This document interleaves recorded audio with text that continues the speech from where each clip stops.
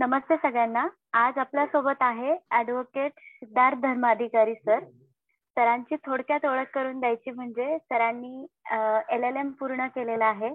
तसेच ते as a lawyer म्हणून प्रॅक्टिस करतायत. चाणक्य मंडलमध्ये सगळीच कामं सुरळीत चालणं यात सगळ्यात मोठा वाटा हा म्हणजे सिद्धार्थ सरांचा आहे. सगळी कामं सुरळीत चालवणं हे त्यांच्या अंडर चालतं. आणि फाउंडेशन कोर्सवर Siddharth sir specially study skills, communication skills, management skills यासारखी अनेक लेक्चर्स घेतात. आणि UPSC कोर्सवर मुख्यतः polity, modern history, international relations, economy यासारखे विषय ते शिकवतात. आज तुम्ही त्यांच्याशी आज तुमच्या बॅचवर स्पेशली ते नोट्स कशा घ्याव्यात, नोट्स कशा काढाव्यात, त्यातला डिफरन्स काय, ह्या सगळ्या विषयांवर ते बोलणार आहेत. सो आजचा विषय सगळेजण एन्जॉय करा आणि सगळ्यांचं चाणक्य मंडलमध्ये पुन्हा एकदा मनापासून स्वागत. Thank you. Thank you for that introduction Renuka. आपण आज सर्व भेटलेलो आहोत ते चाणक्य मंडल मधलं एक अतिशय महत्वाचं, अगदी गाभ्याचं जे आम्ही मॉड्यूल मांडतो त्याच्याबद्दल थोडंसं जाणून घेण्यासाठी. अर्थात ते मॉड्यूल म्हणजे स्टडी स्किल्सचं मॉड्यूल. ठीक आहे. आतापर्यंत सरांचा आणि आमचा सर्वांचा अनुभव असा आहे की आपली शाळा, आपली शिक्षण पद्धती, त्याच्यानंतर आपण ज्या ज्या विविध परीक्षांना सामोरं जातो, मग ती 10वीची परीक्षा असू दे, कदाचित 12वीची परीक्षा असू दे, पदवीची परीक्षा, आणि या सगळ्याच्या मध्ये येतात त्या अगणित सर्व स्पर्धा परीक्षा. या सर्व प्रकारच्या परीक्षांनी आपल्याला एका विशिष्ट प्रकाराने अभ्यास करायची सवय लावलेली असते. आणि अनेक वेळेला या सवयी जेव्हा आपलं शिक्षण संपल्यावर आपण जीवनामध्ये प्रवेश करतो तेव्हा उपयोगाच्या नसतात. आता कदाचित तुम्ही विचार करत असाल की ते सगळं 11वी 12वीतली वगैरे जर मुलं असली तर की जीवन वगैरे सगळं राहू दे दूरचं, आम्हाला आता पुढची जी परीक्षा येणार आहे कधी माहित काय, आता देव जाणे 10वीची परीक्षा 12वीची परीक्षा कधी होईल, पण आम्हाला फक्त महत्वाची गोष्ट म्हणजे त्या परीक्षेमध्ये मार्क मिळवायचे, चांगल्या कॉलेजमध्ये जायचे, एक उत्तम डिग्री मिळवायची आणि कुठल्या तरी काय, ज्यांना इथे मी अगदी चाणक्यच्या विद्यार्थ्यांशी बोलतोय म्हणून पहिलं जनरली UPSC MPSC करायची, IAS, डेप्युटी कलेक्टर वगैरे व्हायचंय, किंवा कुठल्या तरी मल्टीनॅशनल कॉर्पोरेशन मध्ये एकदम सेफ आणि सिक्युअर नोकरी मिळवायची. अशी सगळ्यांची आपली जनरली स्वप्न असतात. याच्यामध्ये दोन गोष्टी येतात लक्षात घ्या, की परीक्षेमध्ये उत्तम मार्क मिळवायचेत का, तर अर्थातच मिळवायचेत. काय आपल्याला 36% पास होऊन आयुष्यात फार पुढे जायचंय, तसं पण जाता येतं अर्थात, पण ते काय आपलं स्वप्न नाहीये. ठीक आहे. पण त्यामुळे ह्या स्टडी स्किल्स, अभ्यास कौशल्य, याच्यामध्ये आम्ही सगळ्यांनी मिळून आंतरराष्ट्रीय मानसशास्त्रावर झालेले जे सर्व रिसर्च आहे त्या सगळ्याला एकत्र करून माणसाचा मेंदू शिकतो कसा, कॉन्सन्ट्रेशन कसं करावं, त्याच्यानंतर समजून कसं घ्यावं, कन्सेप्ट समजून कशा घ्याव्या, फॅक्ट्स लक्षात कशा ठेवाव्या, उत्तर लिहिताना उत्कृष्ट उत्तर कसं लिहावं, रायटिंग स्किल्स, जे तुम्ही पुस्तक वाचताय त्या पुस्तकामधनं मॅक्सिमम व्हॅल्यू तुम्हाला कशी मिळावी, ह्याच्या सगळ्यासाठी रीडिंग स्किल्स, त्याच्यानंतर एकदा वाचून काही अकबराच्या किंवा कृष्णदेवरायांच्या दरबारामध्ये होते तसे जर तुम्ही असाल की एकदा एखादी गोष्ट ऐकली किंवा वाचली की आयुष्यभरासाठी लक्षात असते, तर आय कॉंग्रॅच्युलेट यू. पण मेजॉरिटी जण तशी नसतात, त्यामुळे आपल्याला पुन्हा पुन्हा गोष्टी वाचाव्या लागतात. ह्याच्यासाठी आता महत्वाचं म्हणजे रिव्हिजन कौशल्य. या सगळ्या गोष्टी कशा करायच्या, त्याच्या मागची सायकोलॉजी काय. ओके. एक जनरली युट्यूबवर वगैरे आपण व्हिडिओज पाहत असलो तर खूप फॅड व्हिडिओज येतात. अगदी मी IAS उदाहरणच देऊन बोलायचं झालं तर दरवर्षी लाखोच्या संख्येने विद्यार्थी या क्षेत्रामध्ये जेव्हा उतरतात तेव्हा प्रत्येकाच्या समोर प्रश्न हा असतो की अरे मी अभ्यास कसा करू.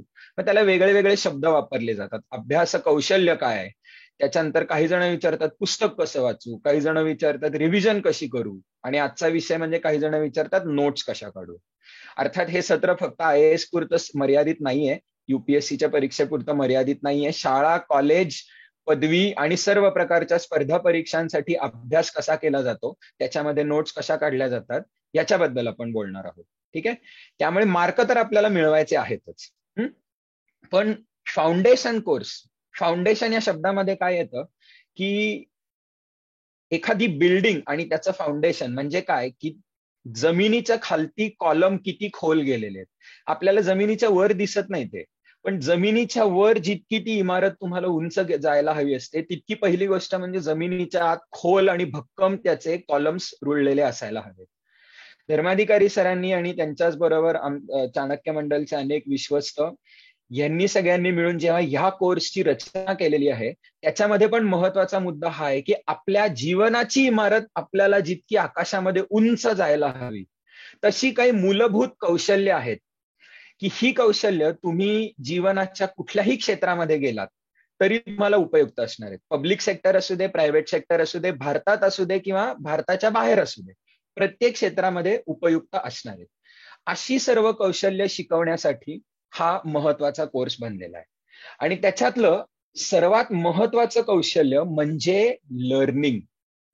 मी मुद्दामून लर्निंग हा शब्द वापरतोय कारण की आमच्या सरांच्या विचारामध्ये, आमच्यावर झालेल्या सर्व संस्कारांमध्ये अभ्यास आणि शिकणे ह्या आम्ही समानार्थी गोष्टी मानत नाही. Study is not equal to learning.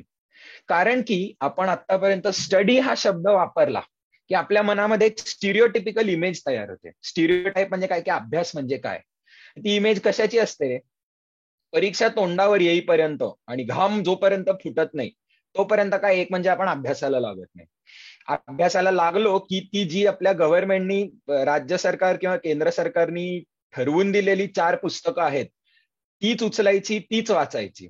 बरं, त्या पुस्तकांमधले जे विषय दिलेले असतील अनेक वेळेला आपल्याला त्या विषयांशी काही घेणं देणं नसतं, अजिबात रस नसतो त्या विषयांमध्ये.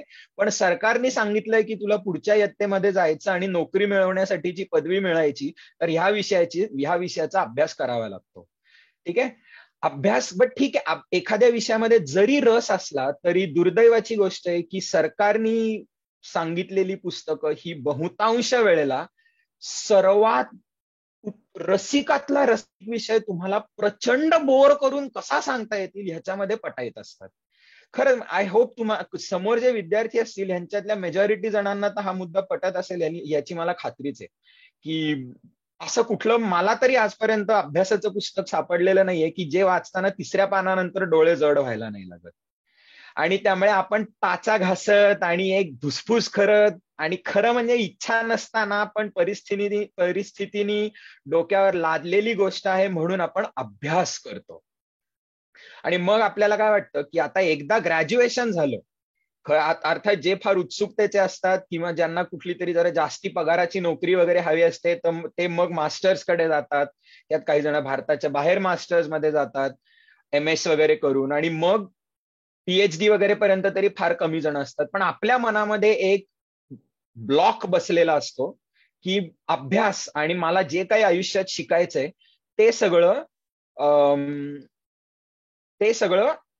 माझं ग्रॅज्युएशन झालं की माझं शिक्षण संपलं, आणि ग्रॅज्युएशन मध्ये मी जे काही शिकलो त्या ज्ञानाच्या आधारावर मला आयुष्याची पुढची 40 ते 50 वर्ष रिटायरमेंट होईपर्यंत, हा विषय वेगळा आहे ऍक्च्युली की आम्ही रिटायरमेंट कधी घ्या असं म्हणतच नाही. तुम्ही आयुष्यातलं क्षेत्र जर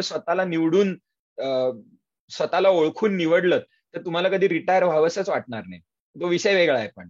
पण अपेक्षा काय असते की ग्रॅज्युएशन झालं की त्या 3 ते 5 वर्षांमध्ये आपण जे शिकलोय त्याच्या आधारावर पुढची 40 ते 50 वर्ष तुम्हाला एक चांगलं पगार आणि चांगली लाईफस्टाईल देणारी नोकरी तुम्हाला हवी आहे. मी अशा शब्दांमध्ये बोलतो तेव्हा तुमच्या लक्षात येईल की हे किती मूर्खासारखा प्रकार आहे, हा किती बालिश विचाराची पद्धत आहे ती.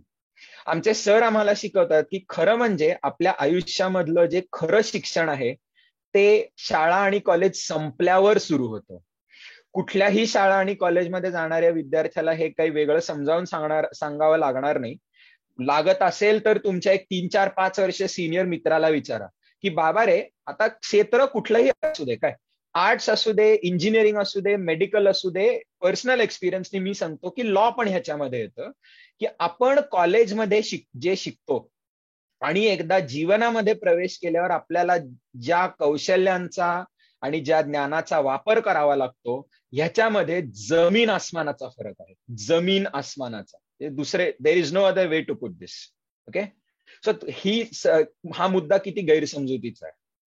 ह्याच्यासाठी महत्वाची गोष्ट काय, आणि दुसरं उदाहरण ह्याच्यामध्ये तुम्हाला सांगायचं झालं की एस्पेशली तुम्ही जर टेक्नॉलॉजी क्षेत्रामधले असलात, information technology, computer science, even engineering वगैरे सारख्या गोष्टीमध्ये तुम्ही ग्रॅज्युएशन झाल्यापासनं तुम्ही गेली 3-4 वर्ष जे शिकलात ते ग्रॅज्युएशन झाल्यापासनच्या 4 वर्षांमध्ये ती ग्रॅज्युएशन झाल्यापासनच्या वर्षभरामध्ये ती इन्फॉर्मेशन आउटडेट होणार. हे तुम्हाला मी जॉब्सचं भवितव्य, एस्पेशली टेक्नॉलॉजी क्षेत्रामध्ये जर तुम्हाला उत्सुकता असली तर हे सगळं सांगतोय. चाणक्य मंडलचे विश्वस्त IITचे graduate doctor Bhushan Kelkar sir यांनी आता जगामध्ये होत असलेल्या एका क्रांतीवर एक अतिशय उत्तम पुस्तक लिहिलेलं आहे, इंडस्ट्री 4.0, चौथी औद्योगिक क्रांती. त्याच्या तपशिलामध्ये आता जात नाही, पण थोडक्यामध्ये एवढं सांगतो की आपल्याला इतिहासाच्या पाठ्यपुस्तकांमध्ये एकाच औद्योगिक क्रांतीबद्दल शिकवलेलं असतं, ती म्हणजे 19व्या शतकामध्ये झालेली जेम्स वॉटनी स्टीम इंजिनचा शोध लावल्यापासूनची औद्योगिक क्रांती. खरं म्हणजे इतिहासाचा अभ्यास केला तर दिसून येतं की नुसती एक नाही तर जगाच्या इतिहासामध्ये 4 औद्योगिक क्रांती झालेल्या आहेत. त्यातली चौथी आता चालू आहे. ह्याच्यामध्ये डिफायनिंग फीचर्स काय आहेत इंडस्ट्री 4.0चे? Artificial intelligence, machine learning, robotics आणि त्याच्याशी रिलेटेड सर्व गोष्टी म्हणजे 3D प्रिंटिंग. पुन्हा ह्या विषयाच्या तपशिलामध्ये भूषण सर जातातच, अख्खं वेगळं सत्र ह्याच्यावर होतं. आणि आत्तापासनं पुढे सगळं मानवजातच आणि आपलं जीवनच पूर्णपणे कसं बदलणार आहे. आज ज्यांना कोणाला आंतरराष्ट्रीय घडामोडींचा अभ्यास करायला आवडत असेल त्यांना पाश्चात्य देशांच्या राजकारणामध्ये की परकीयांचं आपल्या देशात आक्रमण खूप होतंय आणि भारतीय कसे आमच्या नोकऱ्या चोरतायत ह्याच्यावर राजकारण त्यांचं पेटलेलं आहे. पण खरं म्हणजे अर्थशास्त्रज्ञ सांगत आहेत की गेल्या 5-7-10 वर्षांमध्ये जितक्या नोकऱ्या भारतीयांनी अमेरिकन्सच्या नाही चोरल्या तितक्या आर्टिफिशियल इंटेलिजन्स आणि रोबोट्सनी चोरल्या. टेक्नॉलॉजीची प्रगती इतक्या सुपरफास्ट वेगाने होतीये की जी कामं आधी केवळ माणसं करू शकत होती ती आता मशीन्स करू शकतात. त्यामुळे ह्या सगळ्याचा आपल्या दैनंदिन जीवनासाठी महत्वाचा उद्देश काय आहे रे, की आपल्याला अशा गोष्टी आता शिकणं गरजेचं आहे. शिक्षण, ठीक आहे, अभ्यास नाही, शिक्षण, की ज्या अजून तरी आर्टिफिशियल इंटेलिजन्स किंवा मशीन्सना करता येणार नाही. स्वतःची नोकरी टिकवायची असेल, येणाऱ्या 21व्या शतकामध्ये जर तुम्हाला एक उत्तम प्रतिभावंत आणि प्रगल्भ व्यक्तिमत्व व्हायचं असेल आणि ज्याच्या बरोबरच म्हणजे निगडीत सर्व गोष्टी म्हणजे एक सुख आणि समृद्धी असलेलं जीवन जगायचं असेल तर ह्या मूलभूत कौशल्य आयुष्यामध्ये शिकून घेणं गरजेचं आहे. ही सगळी येतात फाउंडेशन कोर्समध्ये. त्याच्यामध्ये महत्वाचा मुद्दा म्हणजे मी जे सांगून सुरुवात केली होती ती, की तुमचं शाळा आणि कॉलेजीय शिक्षण बाजूला राहू दे, तुम्हाला ज्या स्पर्धा परीक्षांमध्ये सहभागी व्हायचंय त्या बाजूला राहू दे, त्याच्यामध्ये तर उत्तम मार्क मिळवाच आणि जे अभ्यास कौशल्य मी सांगतोय ह्याचा त्याच्यासाठी तर उपयोग होणारच आहे, पण जास्ती मोठ्या गोष्टींचा त्याच्या पलीकडे जाऊन विचार करायला शिका. एखादा विषय शिकायला घ्या, तो तुम्हाला कुठल्या तरी परीक्षेमध्ये मार्क मिळवायचे म्हणून नाही, पण तुम्हाला आत्म उत्सुकता आहे तो विषय शिकण्याची म्हणून. रट्टेबाजीची गरज नाही त्याच्यामध्ये, पण कन्सेप्ट समजून घेण्याची गरज आहे. एखादा म्हणजे स्टडी स्किल्सच्या मॉड्यूलमधनं शिक्षणामध्ये ह्याला म्हणतात लर्निंग आउटकम्स, म्हणजे आम्ही विद्यार्थ्याकडनं काय अपेक्षा धरतो, ह्याच्यामधनं काय शिकवण्याचा प्रयत्न करतोय विद्यार्थ्याला. पहिला मुद्दा म्हणजे जे शिकतोयस त्याच्यावर स्वतंत्रपणे विचार करायला शिक, स्वतंत्र बुद्धीने विचार करायला शिक. आपल्याला जी शिक्षणाने सवय लावलेली आहे की केवळ पाठ्यपुस्तकामध्ये दिलंय ते वाचायचं, समजलं तर चांगलं, नाही तर घोका आणि परीक्षेमध्ये ओका. अनफॉर्च्युनेटली आपल्या मेजॉरिटी पेपर्समध्ये आपल्याला चांगले मार्क पण मिळतात ह्याच्याने. जीवनामध्ये ह्याचा शून्य उपयोग. स्वतंत्र बुद्धीने विचार करायला शिका. आपल्याला एखादा विषय समजला, मी तुम्हाला नंतर अनेक सोर्सेस सांगणार आहे आजच्या सत्राच्या एंडकडे, पण त्यातला एक फार उत्तम ऑनलाईन कोर्सेस काही सांगणार आहे की आपण कसा एखादा नवीन विषय शिकू शकतो. त्याच्यामध्ये एक उत्तम सोर्स आहे तो म्हणजे कोर्सेरा या वेबसाईटवरचा एक कोर्स आहे, लर्निंग हाऊ टू लर्न. ठीक आहे. त्याच्यामधला एक उत्तम विषय आहे द इल्युजन ऑफ कॉम्पिटन्स. किती छान शब्द आहे ना, इल्युजन म्हणजे माया. कशाची? कॉम्पिटन्सची. काही काही वेळेला आपल्याला एखाद्या विषयाचा अभ्यास करताना असं आत्म वाटतं की अरे हा विषय समजतोय मला, खरं म्हणजे तो समजलेला नसतो. कारण की आपल्याला इफेक्टिव्ह अंडरस्टँडिंग, एखादा विषय समजणे म्हणजे काय ह्याचीच गैरसमजूत असते. तुम्हाला रट्टेबाजी केली आणि तुम्हाला अशा फाड फाड फाड तोंडावरनं 100 फॅक्ट्स फायर ऑफ करता आल्या म्हणजे विषय समजलेला नसतो तुम्हाला. विषय समजणे म्हणजे काय? सायकोलॉजी मधली एक शब्द आहे mental model. You should have, तुमच्या मनामध्ये हा विषय म्हणजे काय याचं एक स्केलिटन तयार असलं पाहिजे, एक आराखडा. याचं मराठीमध्ये शब्दशः भाषांतर होऊ शकत नाही, म्हणून मी मेंटल मॉडेल हा शब्द त्याच्यासाठी वापरतोय. त्या विषयामधल्या ज्या वेगळ्या वेगळ्या कन्सेप्ट आहेत, संकल्पना आहेत आणि विचार आहेत, यांचे एकमेकांमध्ये धागेदोरे जोडलेले असतात.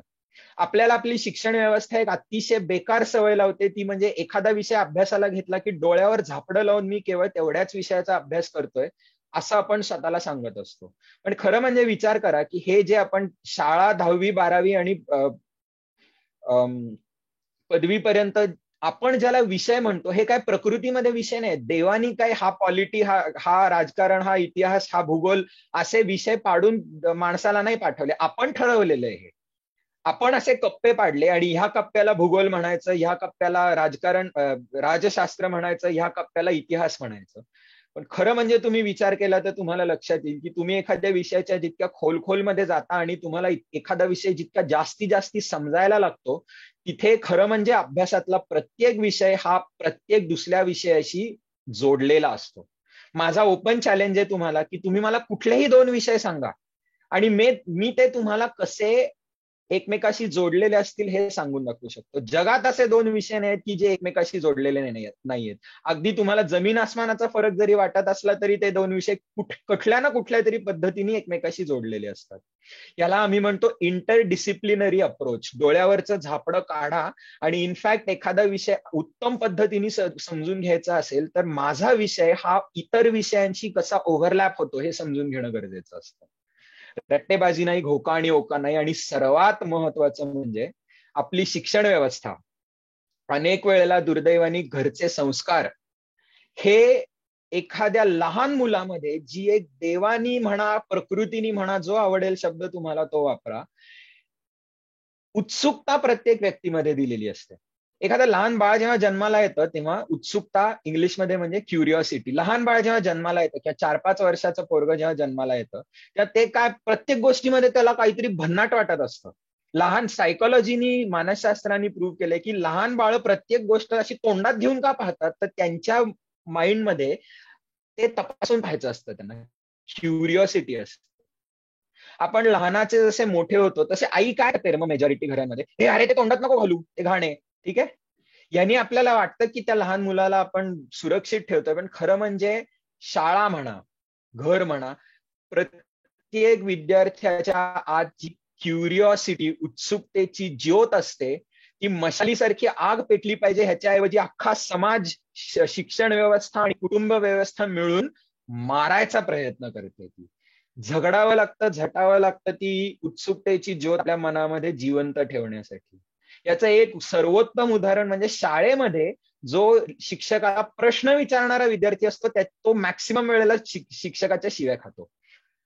आणि ह्याच्यानंतर आपण हळूहळू काय शिकतो की जणू काही प्रश्न विचारणं म्हणजे काहीतरी चुकीचं असतं, प्रश्न विचारणं म्हणजे काहीतरी वाईट असतं. उलट तुम्ही जोपर्यंत प्रश्न विचारायला शिकत नाही तोपर्यंत तुमच्या शिक्षणाची सुरुवात होत नाही. एखादा विषय समजून घेण्यासाठीची पहिलं पाऊल म्हणजे प्रश्न विचारा. वरवरनं वाटायला मूर्ख वाटतील असे प्रश्न विचारा, पण ते अगदी मूलभूत असतात. न्यूटनचं जिथे उदाहरण दिलं जातं, ते डोक्यावर जेव्हा सफरचंद पडलं, किती बालिश आणि बावळट प्रश्न वाटतो ना की ते खालतीच का पडलं, वर का गेलं नाही. पण तिकडनं त्यांनी ज्या क्षेत्राचा शोध लावला त्यांनी अख्खं जग बदलून टाकलं. मग काय, न्यूटन कोणीतरी विचित्र माणूस नव्हता. तर न्यूटनमध्ये आणि सामान्य माणसामध्ये फरक काय होता की न्यूटननी रक्षण करून ती आतली जी प्रश्न विचारण्याची आणि उत्सुकतेची ज्योत आहे ती जिवंत ठेवली होती. आणि आमचा चाणक्य आणि धर्माधिकारी सरांचा पण छोटासाच हा प्रयत्न आहे की विद्यार्थ्याची विचाराची क्षमता, त्याच्या आतली उत्सुकतेची ज्योत आणि त्याच्या आतली एखादा विषय समजून घेण्याची आस जिवंत ठेवावी, पुन्हा जागृत करावी. ह्याच्यासाठी एकूण मिळून फाउंडेशन मधलं हे स्टडी स्किल्सचं मॉड्यूल आहे.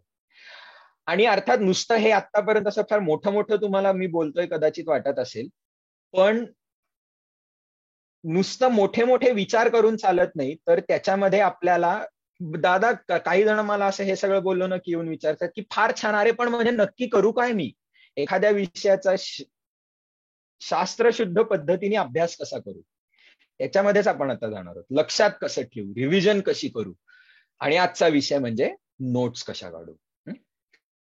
मी तुम्हाला प्रश्न विचारलाय की तुमच्यातले असे काही जण आहेत का की ज्यांनी शाळेमध्ये तुम्ही ज्या नोट्स काढल्या होत्या त्या अजूनही जपून ठेवलेल्या आहेत? असतील कदाचित, चॅटबॉक्स मध्ये असतील तर मला सांगा तुम्ही, तुमच्यातले अनेक जण. पण मेजॉरिटी जण असे असतात की नोट्स काढायच्या ते धुसफुसत काढायच्या असतात. वर्गामध्ये बसलो की ते शिक्षक तो समोर तिकडे अशा मारकुट्या म्हशीसारख्या नजरेने फिरत असतो. त्याला जर दिसलं की एखाद्याच्या कागदावर पेन हालत नाहीये, वस्कन ओरडतो आपल्याला, काय कळत नाही का तुला, असल्या गोष्टी. त्यामुळे मग माझ्यासारखा तुम्ही शाळेत जाणारा टार्गेट मुलगा असाल तर मी ह्याच्यावर उत्तर काय काढतो की पेन असं फक्त कागदावर ठेवायचा, अशी रिस्ट हलवत राहायची आणि बरोबर मग ते पुस्तकाचा अँगल असा वळवायचा की पानाची एक बाजू अशी वर ओढायची, म्हणजे नक्की पेनचं निब हे कागदावर टेकलंय शिक्षकाला कळत नाही. आपण पोरं असतो, स्मार्ट असतो, काय अजिबात शिक्षकांनी आपल्याला अंडर एस्टिमेट करू नये. अशा पद्धतीने जर नोट्स काढल्या तर मला नाही वाटत की तुम्ही त्या जपून ठेवाल. परीक्षा झाल्याच्या पुढच्या दिवशी त्याची गच्चीवरनं विमानं बनवून खालती सोडाल, आगीमध्ये टाकून द्याल, किंवा मग कुठल्या तरी कप्प्यावर इतकी धूळ खात बसेल की ते 4-5 वर्षांनी अरे हे काय होतं असं जाणवेल आपल्याला. पण आज मी तुम्हाला ज्या पद्धतीने नोट्स बनवायला शिकवणार आहे, एक गोष्ट लक्षात घ्या की ही टेक्निक कधी वापरारे जर तुम्हाला जेन्युइनली तो विषय समजून घेण्यासाठी उत्सुकता असेल तर. तुम्हाला जर नुसतं परीक्षा पास होण्यासाठी आणि ते चांगले मार्क मिळवण्यासाठी शिकून घ्यायचं असेल तर ठीक आहे, होईल उपयोग ह्या सगळ्या पद्धतींचा, शास्त्रशुद्ध पद्धतीच आहेत, पण that is not what I want to teach you today. Okay, so मला आज तुम्हाला नोट्स बनवण्याच्या ज्या पद्धती शिकवायच्या आहेत त्याच्यामध्ये तुम्ही ज्या नोट्स बनवाल त्या इतक्या सुंदर आणि सुरेख बनल्या पाहिजेत की पार तुम्ही रिटायर होईपर्यंत जर कधी झालातच तरी तुम्हाला त्या जपून ठेवाव्याशा वाटल्या पाहिजेत. आणि याच्यासाठी आपल्याला पहिलाच मला जो विद्यार्थ्यांचा अनेक वेळेला प्रश्न येतो तो असा की अरे दादा नोट्स बनवणं गरजेचं आहे का? म्हणजे इंग्लिशमध्ये आपण की let's face it, as students all of us procrastinate म्हणजे काय, आळस करणे, कंटाळा असतो. अरे ते पुस्तकामध्ये लिहिलंय ना, ते पुन्हा वही उघडा, ते पेन घ्या आणि तेच सगळं पुन्हा खरवडून काढा, हे कशाला करायचंय, त्यांनी काय उपयोग होत नाही मला.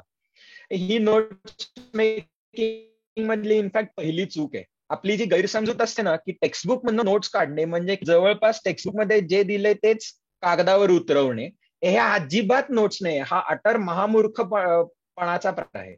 पण ह्याच्याच आपल्या ह्या गैरसमजुतीमध्ये आपल्या मनामध्ये आळस तयार होतो नोट्स काढण्याचा. आणि म्हणून मग आपण स्वतःला सांगतो की जाऊ दे, एवढं रिव्हिजनसाठी काही नोट्स वगैरेची गरज नाही, काय मिळवतोय मी नोट्स काढून वगैरे. आणि म्हणून आपण त्या विषयाची रिव्हिजन करणं म्हणजे काय करतो की पुन्हा पुन्हा तोच विषय पुन्हा पुन्हा वाचणे. Okay, reading the books, that is, आणि मी हे नुसतं माझं ओपिनियन नाही सांगत आहे, हे जगामध्ये सिद्ध झालेलं शास्त्र आहे की जगामधले 80% जास्ती विद्यार्थी, नुसतं भारतापुरतं बोलत नाही काय, मी जगाचं बोलतोय, 80% जास्ती विद्यार्थी यांचा रिव्हिजन करण्यासाठीचा प्रथम स्रोत काय असतो रे, तर जी पुस्तकं आहेत, जी दिली गेलेली आहेत पुस्तकं, ती पुन्हा पुन्हा वाचणे, हा थोडक्यामध्ये सगळ्यांचा मुख्य स्रोत असतो. आणि इनफॅक्ट सायकोलॉजिकल रिसर्चने दाखवून दिलेलं आहे की this is the worst possible way to study. हे कुठे दाखवून दिलंय, मी एक तुम्हाला छान पुस्तकाचं नाव जाता जाता सांगतोय, मेक इट स्टिक. इथे स्टिक म्हणजे काठीच असा अर्थ घेऊ नका,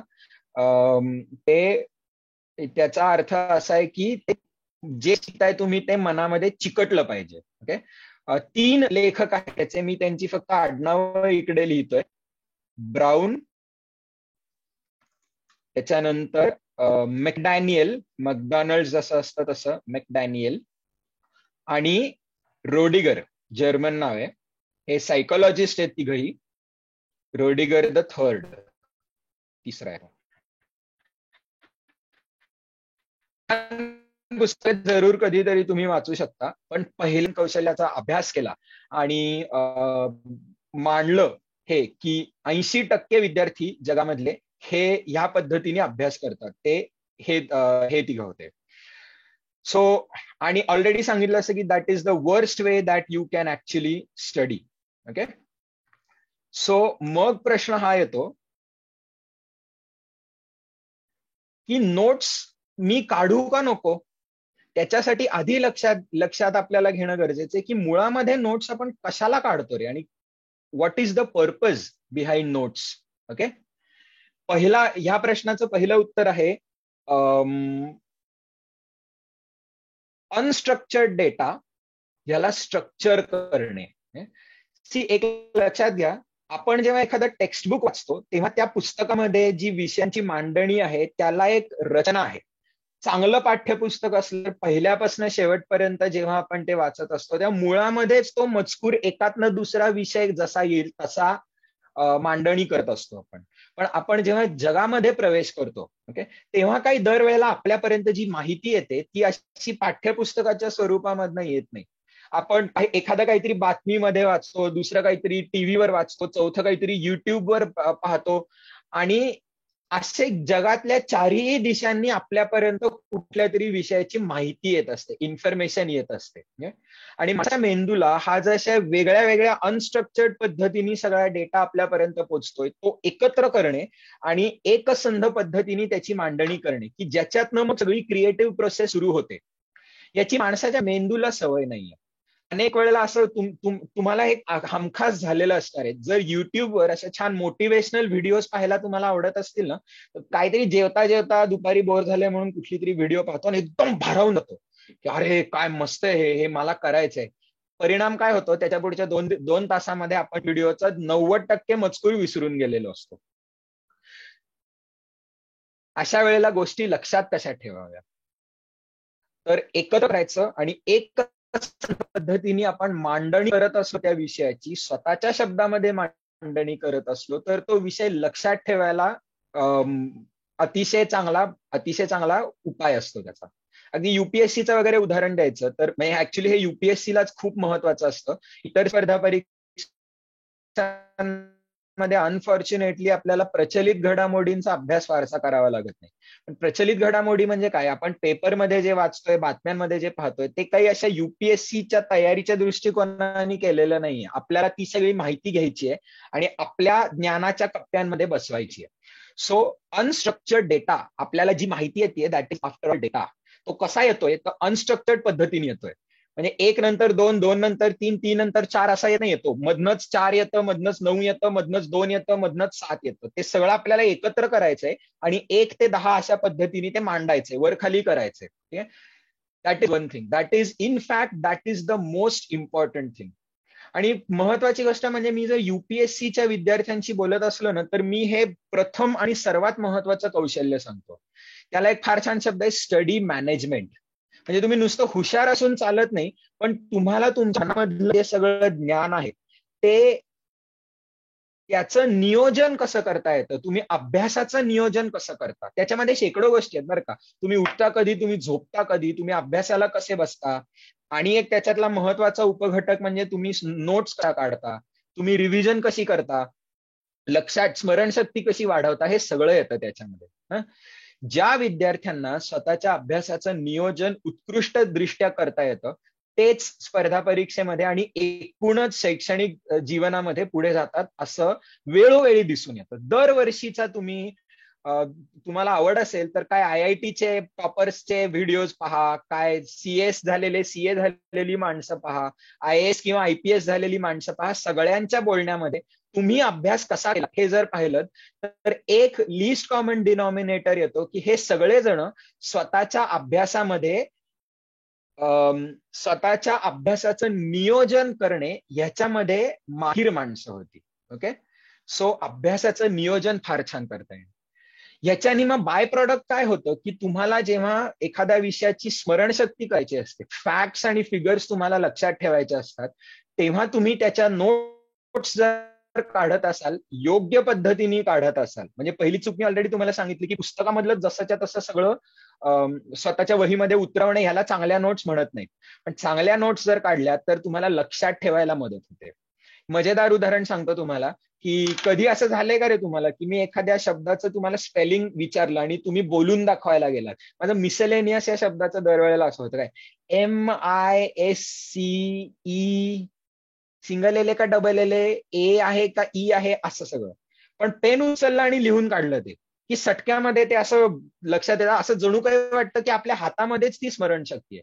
अर्थात हाताच्या मसल्सना एखादी गोष्ट लक्षात राहत नाही, ते ब्रेन मध्येच असतं. पण लक्षात एखादी गोष्ट लक्षात यायला ठिणगी जी ट्रिगर मिळते ती कशाने मिळते, जेव्हा पेन आपण हातामध्ये घेतो आणि ते लिहून काढतो तेव्हा. अर्थात हे प्रत्येकाचं होत नाही. सायकोलॉजिकल रिसर्च नी सिद्ध केलेलं आहे की माणसाचा मेंदू जेव्हा बाहेरनं इन्फॉर्मेशन गेन करत असतो तो 3 पद्धतीने करू शकतो. या तिन्ही गोष्टींना एकत्रितरित्या VAK अनालिसिस म्हणतात. व्ही स्टँड्स फॉर व्हिज्युअल, म्हणजे काही माणसं अशी असतात की ज्यांना एखादी गोष्ट नजरेने पाहिली की ती लक्षात राहायला मदत होते. काही जण असे असतात की जे ऑडिटरी डॉमिनंट असतात. ए म्हणजे ऑडिटरी, ऐकू येणे. आणि काही जण असे असतात की जी किनेस्थेटिक डॉमिनंट असतात, म्हणजे एखादी गोष्ट करून पाहिली स्वतः की ती लक्षात राहायला मदत होते. आणि ह्याच्यातली तुमची टेंडन्सी कुठली आहे हे अक्षर खरं म्हणजे समजून घ्यायला फार सोपं आहे. मी तुम्हाला एखादी गोष्ट आठवायला सांगितली, आपल्या 10वीच्या पुस्तकामध्ये अमेरिकन रेव्होल्युशन वरचा चॅप्टर आहे, त्यात काय आठवतंय रे तुला असं विचारलं आणि तुम्ही डोळे मिटून बंद केलं तर तुम्हाला पहिली गोष्ट काय लक्षात येते? 10वीच्या पुस्तकाचं ते पान डोळ्यासमोर येत आहे, तर मग तुम्ही व्हिज्युअल डॉमिनंट आहात. तुमच्या 10वीच्या शिक्षकांनी जे शिकवलं होतं त्याचा आवाज तुम्हाला कानात ऐकू येतोय, तर तुम्ही ऑडिटरी डॉमिनंट आहात. आणि तुम्ही त्याच्या ज्या नोट्स काढल्या होत्या त्या जर तुमच्या नजरेसमोर आल्या, लक्षात आल्या, तर मग तुम्ही किनेस्थेटिक डॉमिनंट आहात. आणि हे जे VAK अनालिसिस म्हणतोय हे पण एक चाणक्यमधला फार महत्वाचा भाग आहे की अर्थात हा जो 2 महिन्याचा शॉर्ट कोर्स होतोय त्याचा भाग नाही येतो, पण वर्षभराचा जो फाउंडेशन कोर्स असतो त्याच्यामध्ये मगाशी मी तुम्हाला चाणक्याच्या ज्या विश्वस्थांचं नाव सांगितलं, डॉक्टर भूषण केळकर, IIT पवईमधनं त्यांनी ग्रॅज्युएशन केलेलं आहे, स्कॉटलंडमधनं आर्टिफिशियल इंटेलिजन्स मध्ये त्यांची PhD आहे. त्याच्यानंतर जवळपास 15 वर्ष IBM मध्ये सिनियर एक्झिक्युटिव्ह म्हणून काम करत होते. आणि अर्थात त्यांचा आवडतीचा विषय म्हणजे सायकोलॉजी. आणि हे सगळं सोडून देऊन आता भारतामध्ये परत येऊन शिक्षण क्षेत्र आणि त्याच्यामध्ये सायकोलॉजीचा वापर करून अभ्यास कौशल्य कशी चांगल्या पद्धतीने आपल्याला पार पाडता येतील ह्याच्यावर त्यांचं संशोधन असतं. आणि या सगळ्यामध्ये त्यांनी एक महत्वाची परीक्षा डेव्हलप केलेली आहे. सायकोलॉजिकल टेस्ट आहे ही, त्यामुळे त्याचा काही फार अभ्यास करावा लागतो अशातली गोष्ट नाहीये. पण ही परीक्षा, त्याचं नाव आहे गेस्टाल्ट टेस्ट. हा जर्मन शब्द आहे गेस्टाल्ट म्हणून. याच्यासाठी भूषण सरांच्या नावावर पेटंट पण आहे, की जागतिक पेटंट आहे. काय भारतामध्ये नुसतं नाही तर युनायटेड स्टेट्समध्ये पण ह्याला पेटंट दिलेलं आहे. आणि तुमच्या व्यक्तिमत्वाची मोजमापन करून भूषण सर तुम्हाला काउन्सिलिंग करतात की तुझ्यासाठीचा अभ्यास करण्याची सर्वोत्तम मार्ग कुठला असं. सो तपशील सगळे नंतर फाउंडेशन कोर्सला आला जरूर की भूषण सरांच्या सत्रामध्ये येतीलच. ठीक आहे. पण याच्यामध्ये तुमचा एक असा पाय चार्ट क्रिएट केला जातो की तुमच्या व्यक्तिमत्वामध्ये तुम्ही ह्या तिन्हीपैकी कुठले डॉमिनंट आहात. काही जण 20% ऑडिटरी, 30% व्हिज्युअल आणि 50% किनेस्थेटिक असे असतात. आणि मग वेगळे वेगळे कॉम्बिनेशन्स असतात. पण शास्त्रशुद्ध पद्धतीने जर तुम्हाला प्रश्नाचं उत्तर हवं असेल की मी नोट्स काढू का नको, तर ह्याचं एक फार महत्वाचं उत्तर आहे ते. ओके.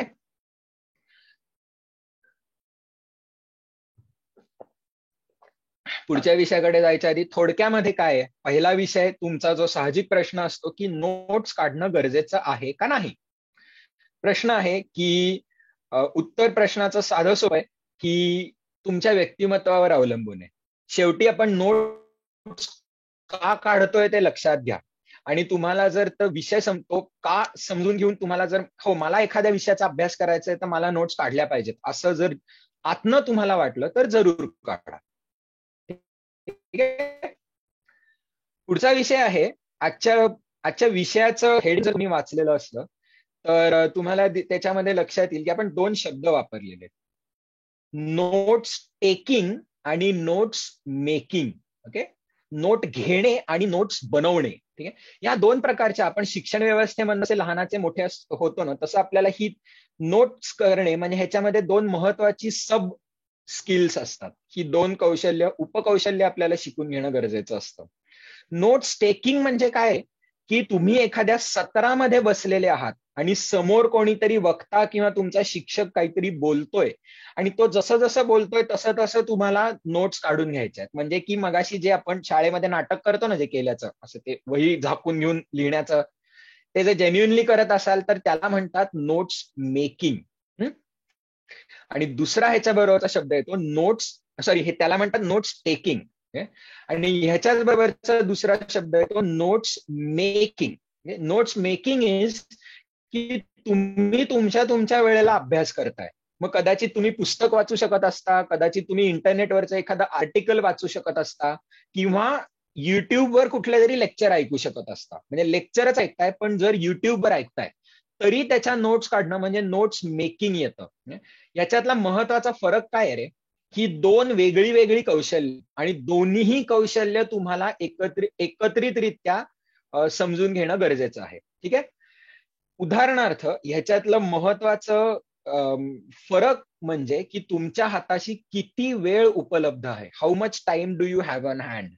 तुम्ही लेक्चरमध्ये जेव्हा नोट्स काढत असता तेव्हा तुम्ही असं म्हणू शकत नाही की अहो थांबा थांबा थांबा लिहू दे इकडे, टाइम प्लीज, बोललाय हात अजूनही, गप बस, मग माझं लिहून झाल्यावर मग पुढे जा. शिक्षक जेव्हा शिकवतो ना तेव्हा चांगला, आता आगे पुन्हा शाळेमध्ये आपल्याला जे स्पून फीडिंग केलं जातं, लिहून घे, हे लिहून घे, ते लिहून घे. मला तर माझ्या शाळेमधली भूगोलाची शिक्षक आठवतात की त्यांचं एक स्टँडर्ड वाक्य असायचं आणि ते वाक्य ऐकलं की मला असं डोकं पडायचं. मध्ये वाचताना की दर एक वाक्य की अंडरलाईन दॅट, अंडरलाईन दॅट. आणि आम्ही चेष्टा करायला लागायचो की काही झालं की आधीच प्रेडिक्ट करायचं, अंडरलाईन दॅट असं.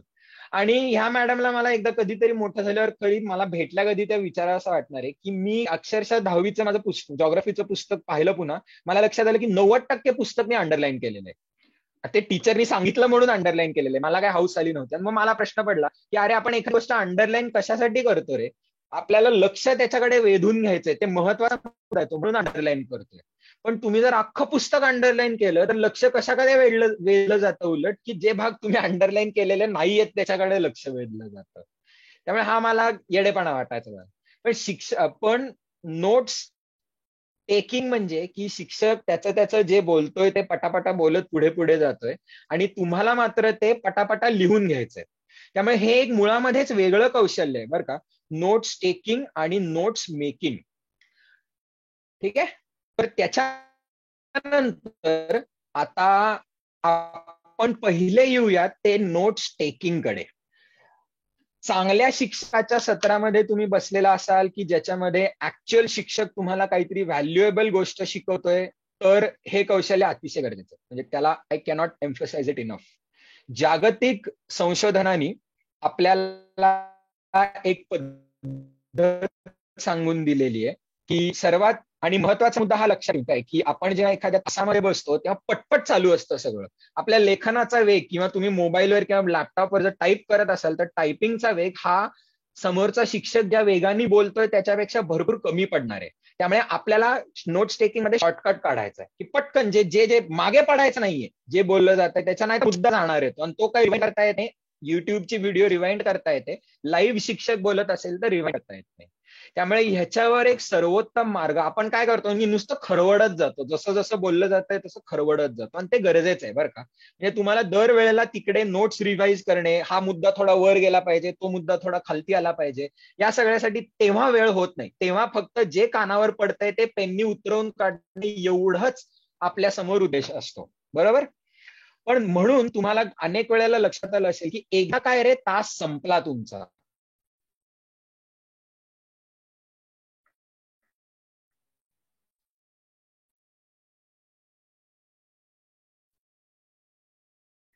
एकदा काही तुमचा तास संपला की तुम्ही तासामध्ये ज्या नोट्स काढल्या होत्या त्यामध्ये म्हणजे अमेरिकन युनिव्हर्सिटी आहे कॉर्नेल इन्स्टिट्यूट, ओके, यांनी ह्याच्यातल्या सायकोलॉजिस्टनी लाईव्ह लेक्चर चालू असताना नोट्स कशा काढाव्या याच्यासाठी एक नोट्स बनवण्याची पद्धत शोधून काढलेली आहे.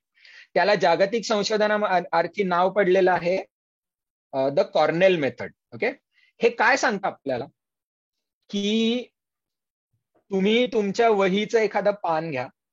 कसं असतं आपलं पान हे असं. म्हणजे पहिली सर्वात महत्वाची गोष्ट नोट्स मध्ये सांगितली जाते की वहीमध्ये शक्यतो नोट्स नका काढू, सुट्ट्या पानांवर काढा. त्यांनी आपल्याला भरपूर फ्लेक्झिबिलिटी मिळते विषय रिअरेंज करण्याची.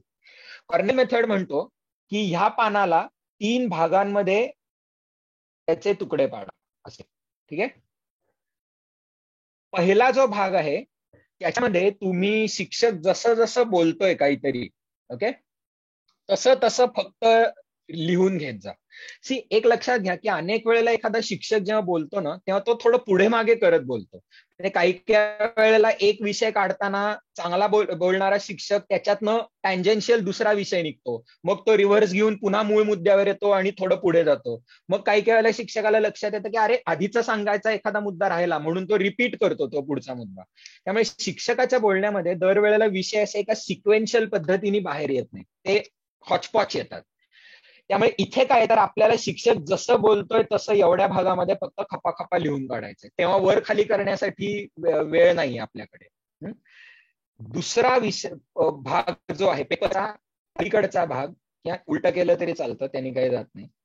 याला म्हणतात इकडे तुम्ही जे शिक्षकाचे महत्वाचे मुद्दे आहेत, की पॉइंट्स, ते जेव्हा केव्हा एक शिक्षक पाणी प्यायला 1 मिनिट ब्रेक घेतो किंवा काहीतरी ब्रेक घेतो तर की पॉइंट्स आणि मुख्य संकल्पना या शेजारच्या ह्याच्यावर लिहून काढा.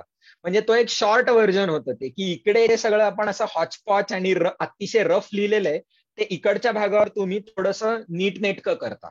आणि हा माझ्या बोलण्यामध्ये नंतर पण पुढचा मुद्दा येणार आहे काय, की स्वतःच्या नोट्स तुम्ही घाणेरड्या अक्षरामध्ये आणि अगदी किरट्या अक्षरामध्ये लिहित असाल तर तुम्हालाच नंतर त्या नोट्स वापरायला आनंद होणार नाही. त्यामुळे नोट्स करण्यामध्ये एक महत्वाचा मुद्दा लक्षात ठेवायचा असतो की थोडा वेळ घ्या, थोडं हळू करा ते, पण सुंदर नोट्स तयार करा. तुम्हालाच नंतर तुमच्या नोट्स वाचताना आनंद वाटला पाहिजे की अरे हे किती छान आहे, मला हे केल्याचं बरं वाटलं, हे तो नंतरचा येणारा मुद्दा. त्यामुळे रफ लिहायचं आणि मुख्य मुद्दे दुसऱ्या भागावर आणायचे. आणि तिसरा सर्वात महत्वाचा मुद्दा आहे, ओके, तुमचं लेक्चर एकदा झालं, आणि हे खूप महत्वाचं आहे की सत्र संपलं की 5 मिनिटामध्ये, आपली सवय काय असते, सत्र संपायला आलं आणि भारतातल्या शाळांमध्ये वगैरे असाल तरी आपलं शेवटची 15 मिनिटं तर नजर सगळी टवकून त्या घड्याळाकडेच असते आपली. आणि मी अनेक वेळेला शिव्या खाल्ल्या आहेत त्याच्यासाठी. बोरिंग लेक्चरमध्ये बसलेलो असतो की दर 2 मिनिटाला घड्याळाकडे नजर जायची. आणि मी तर असला टार्गेट मुलगा होतो की अशा शिक्षकाची नजर जेव्हा विद्यार्थ्यावरनं फिरते, ज्या क्षणाला जाणवतं की शिक्षकाची नजर आपल्यावर आलेली आहे, तेव्हा बरोबर शिक्षकाच्या डोक्यावर असं फळ्याच्या वर ते घड्याळ असायचं, तर मी वाटच पाहायचो की शिक्षक माझ्याकडे कधी बघतोय, आणि मी असं वर घड्याळाकडे बघायचं. आणि दरवेळेला yes mister Dharmadhikari, I am aware that there are 5 minutes remaining, I will end it on time. हा करा करा करा, छान वाटायचं. आणि असलं बोरिंग लेक्चर संपलं कुठलं तरी, पहिली गोष्ट काय आहे की ते नोट्स जरी काढत असलो, मेजॉरिटी वेळेला मी काढायचो नाही, काय ते माझी स्टाईल असायची ती, असं पान झाकायचं आणि फक्त हनवटी काय म्हणतोय, रिस्ट अशी हलवत राहायची. पण तुम्ही जर जेन्युइनली उत्सुकता असलेल्या लेक्चरमध्ये बसत असाल तर इमिजिएटली लेक्चर संपल्या तुमच्यासाठी एक महत्वाचा मुद्दा असतो की तो सगळा शिक्षकांनी बोललेला मजकूर जेव्हा मनामध्ये अजूनही फ्रेश आहे, तुमच्या मनामध्ये फ्रेश असणे फार महत्वाची गोष्ट आहे, तेव्हा स्वतःच्या शब्दामध्ये छोटीशी त्या विषयाची समरी लिहा खालती. 1, 2, 3 अक्षरशः 5 ओळी असल्या तरी चालतील, पण ते लिहिणं गरजेचं असतं. याच्या मागचा सायकोलॉजिकल मुद्दा काय आहे रे, की नोट्स बनवण्यातले जे टप्पे आहेत त्याच्यामधला पहिला टप्पा नेहमी असतो की पहिले तुमची सगळी माहिती एकत्र करा, ज्या कुठल्या स्रोतांमधनं तुम्हाला मिळते ती, आणि मग ती सगळी एकत्र केलेली माहिती, हा मुद्दा पहिला आला पाहिजे, हा दुसरा आला पाहिजे, हा तिसरा आला पाहिजे, मग मध्ये आपल्याला जाणवतं की अरे नवीन मुद्दा आला, मग तो 2 आणि 3च्या मध्ये आणायचा आहे मला. त्यामुळे असं हे रिअरेंजमेंट करणं आणि एक पद्धतीने नोट्स तयार करणं हे पुढे पाऊल येतं. पण आपण जेव्हा लेक्चरच्या नोट्स काढतो तेव्हा हे दरवेळेला जमतच असं नाहीये. त्यामुळे लेक्चर संपल्यावर मजकूर मनामध्ये फ्रेश असताना तो इमिजिएटली कागदावर उतरवणं हे अतिशय महत्वाचं कौशल्य आपल्याला गरजेचं असतं. हा सांगायचा होता तो म्हणजे कॉर्नेल मेथड. ओके. आणि खरं म्हणजे तुम्ही नोट्स लेक्चरमध्ये घेत असाल तर जगामधला सर्वात विख्यात असलेला हाच सर्वात महत्वाचा मेथड आहे. ठीक आहे. त्याच्यानंतर जास्ती महत्वाचं, तुमच्यातले मेजॉरिटी जण असे असणार आहेत की ज्यांना खरं म्हणजे ते लेक्चर मधल्या नोट्स काढण्यामध्ये फारशी उत्सुकता नसते. आपण कॉलेजमध्ये वगैरे जेव्हा जातो तेव्हा लेक्चरमध्ये मुळामध्ये बसत असलो तरच फार मोठी गोष्ट झाली. आपल्याला, माझ्यासारखे जर तुम्ही असाल तर LLB ची 5 वर्षामध्ये एकाही सेमेस्टरमध्ये माझी 5% जास्ती अटेंडन्स नसायची. अर्थात फर्ग्युसन मध्ये होतो त्यामुळे कॉलेजला दररोज जायचो पण लेक्चरला नाही. ते समझदार को इशारा काफी आहे असलं सगळे. I am not even ashamed to admit it. So majority ज्या नोट्स आपण काढणार आहोत they are going to come under the nature of notes taking, notes making. म्हणजे युट्यूबचे लेक्चर्स, इंटरनेटवरची आर्टिकल्स, आपले जे रेफरन्स बुक्स आहेत ह्याच्यामधनं नोट्स काढणे. That is called as notes making. Okay. आणि त्याच्यासाठी मी तुम्हाला 4 पद्धती सांगणार आहे, जगामधल्या फेमस असलेल्या 4 पद्धती. आणि त्याच्यातली पहिली पद्धत आणि दुसरी पद्धत ही तुम्हाला मी अतिशय चांगल्या पद्धतीने समजावून सांगणार आहे. कारण की जी दुसरी आणि तिसरी पद्धत आहे ती तुलनेने तशी मायनर आहे आणि त्याच्यावर आपलं एक वेगळं लेक्चर होतच. ओके. आधी 4ची नावं सांगतो तुम्हाला. पहिला असतो तो म्हणजे त्याला म्हणतात आउटलाईन मेथड. ठीक आहे. जगामधला सर्वात फेमस आणि पॉप्युलर असलेला नोट्स घेण्याची पद्धत म्हणजे आउटलाईन मेथड आहे. ओके. दुसरं येतं, तुमच्या लेक्चररनी जर तुम्हाला स्लाइड्स दिलेले असल्या पॉवरपॉइंट प्रेझेंटेशन्स तर डायरेक्टली त्या स्लाइड्सवरच तुमचे मुद्दे ऍड करत जा. ओके. तिसरं आहे माइंड मॅप करणे. ही खूप फेमस आहे आणि तुम्हाला भूषण सरच ते लेक्चर घेतात. पूर्ण वर्षभरचा जो कोर्स असतो त्याच्यामध्ये हे लेक्चर असतं. आपल्याकडे शॉर्ट कोर्समध्ये आता ह्याच्यासाठी वेगळं डेडिकेटेड लेक्चर घेणं गरजेचं नाहीये. त्यामुळे आजच तुम्हाला मी थोडक्यामध्ये माइंड मॅप म्हणजे काय असतं सांगणार आहे. आणि चौथा हा खरं म्हणजे खूप रेअरली माहिती असतो कोणाला, पण ऍक्च्युली सायकोलॉजिकल अभ्यासाने बघायला गेलं तर तो सर्वात इफेक्टिव्ह मेथड आहे असं पण आपण म्हणू शकतो. झेटल, याचा हा जर्मन शब्द आहे आणि याचा उच्चार होतो झेटल कॅस्टेन मेथड. ओके. याची सुरुवात आउटलाईन मेथडनीच होते पण मग नंतर तो बदलत जातो मेथड. ओके. त्यामुळे पॉवर पॉइंट प्रेझेंटेशन्सवर सारखं लिहित जाणे हे काय सोपंच असतं. तुमच्या शिक्षकांनी तुम्हाला जर पॉवर पॉइंट लेक्चर झाल्यावर PDF पाठवली, पॉवर पॉइंट पाठवलं तर मग आपण त्याच्यावर ते प्रिंटआउट काढतो त्याचा किंवा त्याच्यावरच नोट्स काढत जातो. सिम्पल आहे. ओके. माइंड मॅप म्हणजे काय असतं रे, की तुम्हाला एखाद्या विषयावर जर एक ग्राफ तयार करता येतो मनामध्ये, म्हणजे जो सेंट्रल विषय आहे तो आपण असं मध्ये लिहितो. मी लॉयर आहे त्यामुळे कॉन्स्टिट्यूशनचं उदाहरण तुम्हाला देतो. सरनामा. ओके. मध्ये वाचायला लागलो मी. त्याच्यानंतर मला पहिलं काय जाणवलं तर सुरुवातीचं सरनाम्याची सुरुवातच होते वी द पीपल, त्यामुळे ते शेजारी लिहिलं. ओके. त्याच्यानंतर पुढे we the people having solemnly resolved to constitute India into a sovereign, socialist, secular, democratic republic, आणि मग ते पुढे चालू राहतं तसं. ठीक आहे. मुख्य पद्धतीला हे सगळे जे महत्वाचे शब्द आहेत ते असे बाजूला जोडत जायचे. ठीक आहे. आणि हे अनेक वेळेला खोडून पुन्हा काढावं लागतं, जसं ते मनामध्ये तो इव्हॉल्व्ह होत जातो तसं. पण आता मी जस्ट एक उदाहरण देणार आहे तुम्हाला. सो हे पहिलं पाऊल येतं माइंड मॅपिंग मध्ये. दुसरं पाऊल असतं ते म्हणजे की त्यातले जे वेगळे वेगळे विषय आहेत ना त्याच्यात एकमेकांमध्ये असोसिएशन जोडणे. फॉर एक्झाम्पल तुम्हाला लक्षात येईल की तुम्ही कॉन्स्टिट्यूशनचा अभ्यास करायला लागलात की सॉव्हरेंटी, सार्वभौमत्व ही संकल्पना भारतामध्ये आणि ब्रिटनमध्ये वेगळी आहे. ब्रिटिश संकल्पनेमध्ये ब्रिटनमध्ये त्यांची जी संसद आहे ती ब्रिटनमध्ये सार्वभौम मानली जाते. Okay. That is okay, that is the central theme. पण सॉरी, ब्रिटनमध्ये त्यांची संसद त्यांच्या देशामध्ये सार्वभौम मानली जाते. भारतामध्ये भारताचे लोक सार्वभौम मानले जातात. आणि हे कशावर नाही तर भारताच्या सरनाम्याची सुरुवात वी द पीपल ह्या शब्दाने होते, म्हणून भारतामध्ये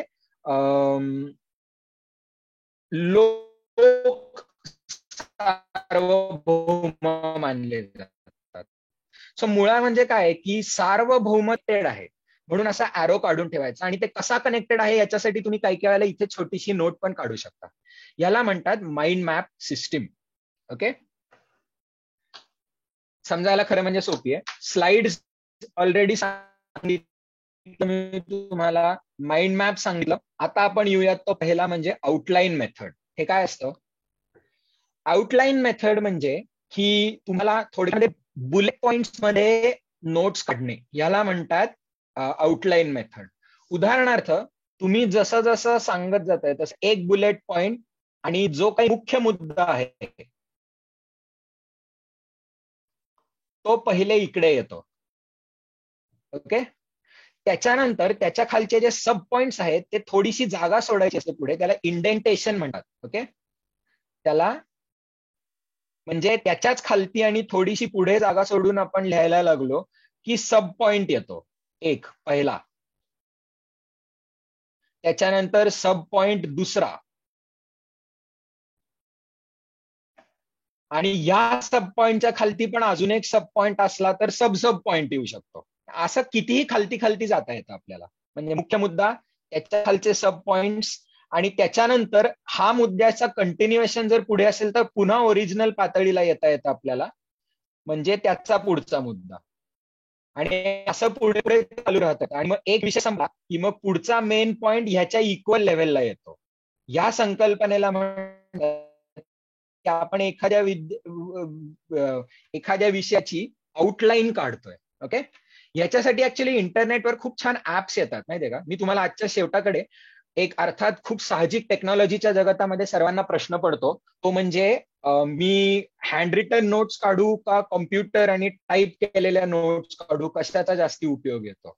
तर पर्सनली मी कधीही पेन हातात घेणं मी टाळतोच. मला अजिबात आवडत नाही. माझा टायपिंगचा स्पीड हा मोबाईल असू दे किंवा लॅपटॉप असू दे प्रचंड फास्ट आहे. मी सगळ्या टाईप केलेल्या नोट्सच काढतो जनरली. ओके, याच्यामध्ये खूप सुंदर काही असलेली ऍप्लिकेशन्स आहेत. ओके, म्हणजे तुम्हाला एक उदाहरण द्यायचं झालं तर मी पर्सनली जे वापरतो ते दाखवतो.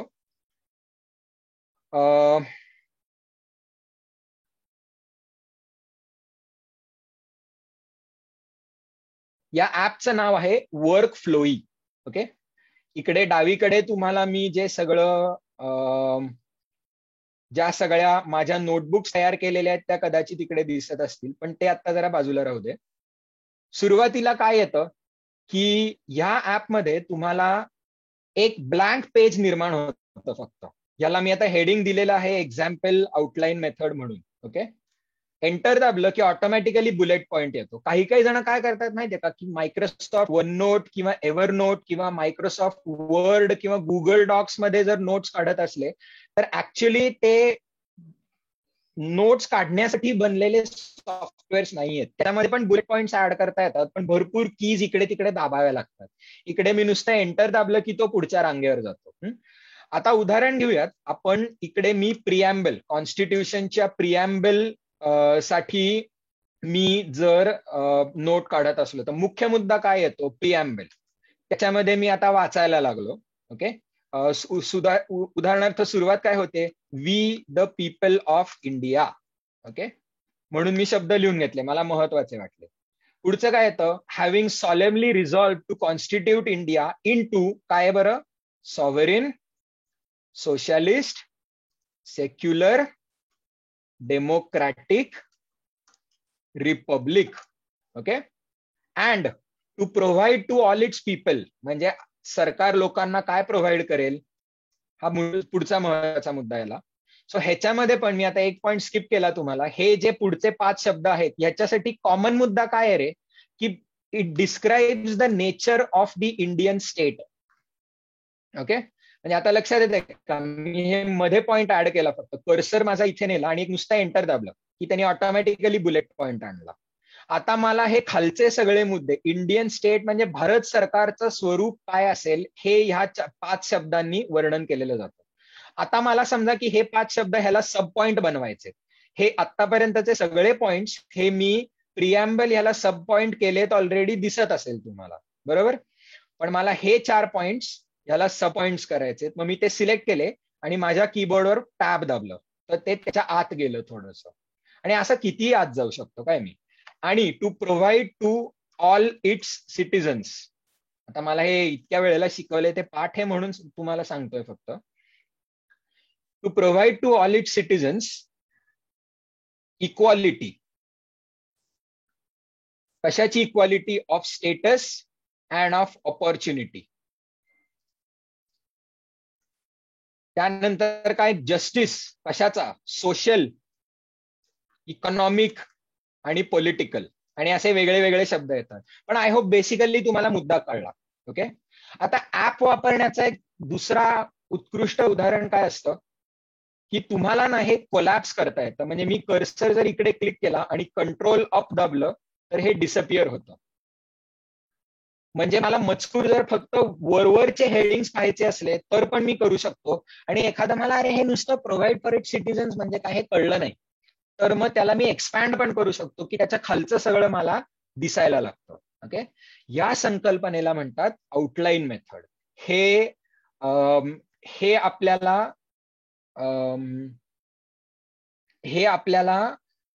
ह्याच्यामध्ये ऍपमध्ये जास्ती उत्तम पद्धतीने करता येतं. आणि तुम्हाला थोडक्यामध्ये आता मी आजच्या सत्रासाठीच्या ज्या नोट्स काढल्या होत्या त्याच डोळ्यासमोर दाखवू शकतो. मुख्य मुद्दे सगळे इकडे आहेत. नोट्स टेकिंग आणि नोट्स मेकिंग मधले फरक, ह्याच्यातला फरक, आणि हे सगळे पुढचे मुद्दे आपल्याला अजूनही घ्यायचे आहेत. ओके, आणि ह्याच्यामध्ये आता एखाद्या विषयामध्ये मला जर झूम इन करायचं असेल, उदाहरणार्थ नोट्स मेकिंग आणि नोट्स टेकिंग मधला काय फरक आहे, तर मी ह्याच्या कर्सरवर क्लिक केलं की इकडे बाकीचे सगळे हे मुद्दे, ते पानच एक वेगळं ओपन होतं. आणि तुम्हाला वर इकडे दिसत असेल की मी हे कसं कसं आलेलं आहे. हे उदाहरणार्थ होम पेज वर गेलो तर हे सगळे मी क्रिएट केलेले नोट्स आहेत. जनरली जे काय माहिती येते ती कॅप्चर करण्यासाठी ही पुढच्या सगळ्या 3 नोट्स म्हणजे सगळी माझी टू डू लिस्ट असते. मी जी काही सगळी पुस्तकं वाचतो त्यांच्या सगळ्या नोट्स काढतो आणि त्या नोटला मी नाव दिलेलं आहे लाईफ लॉंग लर्निंग, आयुष्यभर शिक्षण करणे. ह्याच्यामध्ये जर गेलात तर तुम्हाला दिसून येईल की मी जी पुस्तकं वाचतो त्यांच्या नोट्स काढतो त्या इकडे असतात. त्याच्यानंतर मी जे ऑनलाईन कोर्सेस करतो त्याच्या नोट्स याच्यामध्ये असतात. आणि मला एक इन जनरल फायनान्स आणि अकाउंटिंग बद्दल शिकायला खूप आवडतं, त्याच्या सगळ्यासाठी मी वेगळी नोटबुक केली आहे. सो पुस्तकांच्या नोट्समध्ये अजून झूम इन केलं तर आपल्याला काय दिसून येतं की मुळामध्ये मी सगळे इथे वेगळ्या वेगळ्या कॅटेगरीज मध्ये, म्हणजे उदाहरणार्थ आत्ता वाचत असलेली पुस्तकं, तर आता मी कालच सुरू केलं युवल हरारीचं सेपियन्स हे पुस्तक. मी स्वतःसाठी एक निश्चय केलाय माहितीये का, की मी कुठलंच एखादं पुस्तक वाचलं आणि बाजूला सोडून दिलं असं कधीच करत नाही. प्रत्येक पुस्तकाचं मी जसं जसं वाचतोय तशा तशा माझ्या नोट्स काढत जातो त्याच्या. आणखी तुम्हाला पण अनेक वेळेला कदाचित हे जाणवलं असेल की बिल गेट्स, जेफ बेझोस, आपले भारतामधले पण टाटा, अंबानी, सगळे राजकीय नेते जगातले, हे सगळे हे पुस्तक अतिशय रेकमेंड करतात. थोडंसं टँजंट झाला, पण सांगण्याचा मुद्दा काय आहे की मी दरवेळेला याच्या नोट्स काढत असतो. कितीही आपल्याला आपल्याला जाता येतं त्याच्यासाठी. ओके, कुठल्याही प्रकारची कंपल्शन नसते ह्याच्यावर आणि हवं त्या मुद्द्यावर पटकन जम्प पण करता येतं. सो हे सगळं मी तुम्हाला आतापर्यंत सांगत होतो, तो सगळा होता आउटलाईन मेथड. ओके, पण ऍक्च्युली ही आउटलाईन मेथडच स्टार्टिंग अजून एक मेथड आहे, तो जगामध्ये फारशा लोकांना माहीत नसतो आणि तो म्हणजे चौथा, मी मगाशी सांगितलं तो झेटेल कॅस्टन मेथड. ओके, हा जर्मन शब्द आहे आणि ह्याचा थोडक्यामध्ये ह्याचा अर्थ होतो नोट बॉक्स. ठीक आहे, या शब्दाचं जर्मन इंग्लिशमध्ये ट्रान्सलेशन केलं तर नोट आणि बॉक्स. 19व्या शतकामध्ये एक जर्मनी मधला सोशॉलॉजिस्ट होता निकोलास निकलास किंवा लुहमन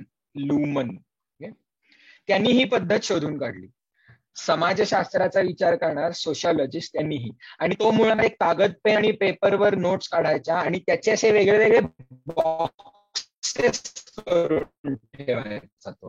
ओके, म्हणून त्याला नाव पडलं झेटेल कॅस्टेन मेथड. आय थिंक हे ई आहे, झेटेल कॅस्टेन मेथड. याच्यामध्ये महत्वाचा मुद्दा काय माहितीये का, की आउटलाईन मेथडची ब्युटी काय आहे रे, की तो आउटलाईन मेथड तुम्हाला एखाद्या विषयाच्या किती खोलामध्ये जायचंय किंवा किती वरवरनं वाचायचंय याचं स्वातंत्र्य देतो. उदाहरणार्थ मी तुम्हाला मगाशी दाखवलं तसं, की मला जर फक्त ते सेपियन्स या पुस्तकाच्या वरवरनं नजर टाकायची असती तर मी काय करू शकलो असतो, की नुसतं ठीक आहे मला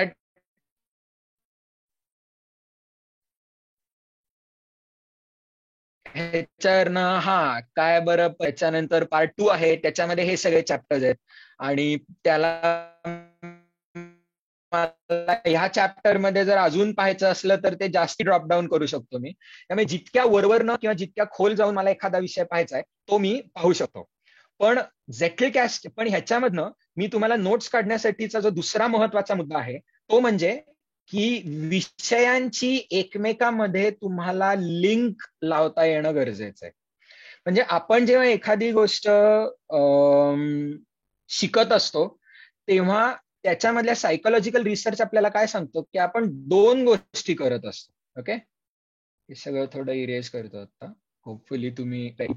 आपण त्या टप्प्यापर्यंत स्वतः जे काही शिकलेलो आहोत that is called as existing knowledge. Okay,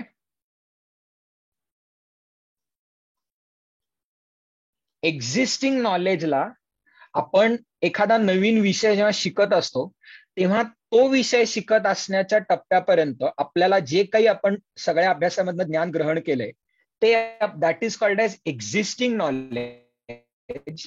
त्याला आपण जे काही नवीन गोष्ट वाचतोय, जे कुठलं पुस्तक वाचतोय, जे कुठलं आर्टिकल वाचतोय, जी कुठली व्हिडिओ पाहतोय, या सगळ्याशी आपण लिंक करत असतो. Existing knowledge is being linked with new knowledge.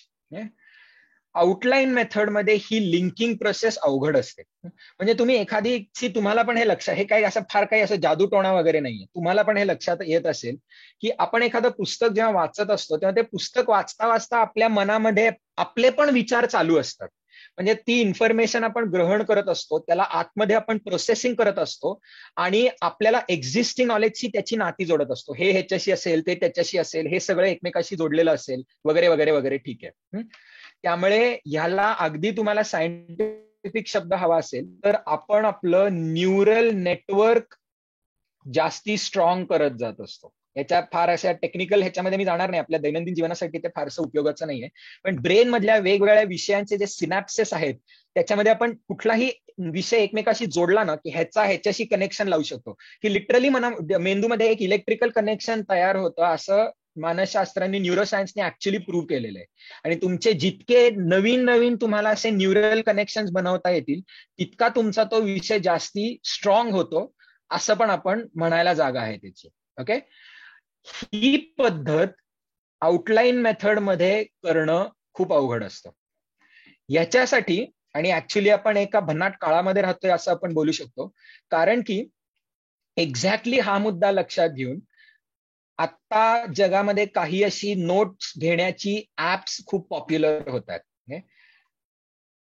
He apps बनलेली कशासाठी आहेत, त्याला टेक्नॉलॉजीच्या जगतामध्ये म्हणतात bidirectional linking.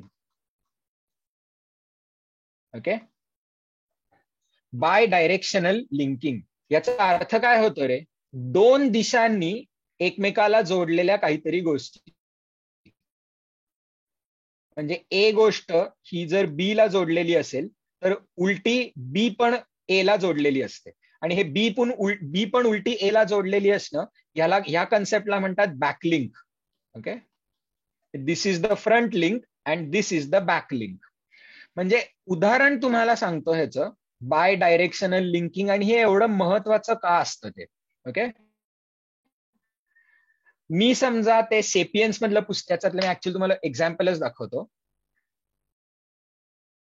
So basically आजच दुपारी मी हे पुस्तक वाचत होतो, युवल हरारीचं सेपियन्स, म्हणजे मानव जातीची एक इतिहास त्यांनी दिलेला आहे थोडक्यामध्ये. आणि सडाडून ह्युमन काइंडवरच तो टीका करतोय काय, की पार मानवजात जगामध्ये पसरल्यापासनं फ्रॉम डे वन कशी पर्यावरणाची नासधूस आणि मानवतेने हानीच केलेली आहे, हे आपल्याला युवल हरारी सांगतोय.